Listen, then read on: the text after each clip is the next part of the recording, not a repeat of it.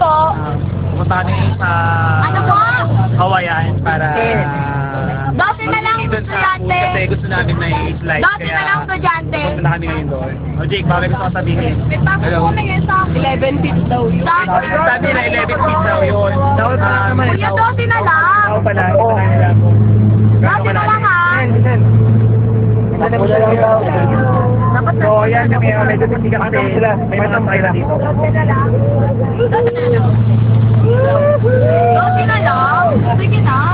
Kaya, Hello. Bululo ba?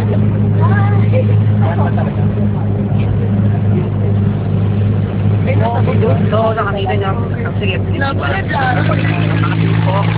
Di ba sige, yan si Karen, important si Karen kasi medyo payat siya, kaya Bye-bye na. hindi na.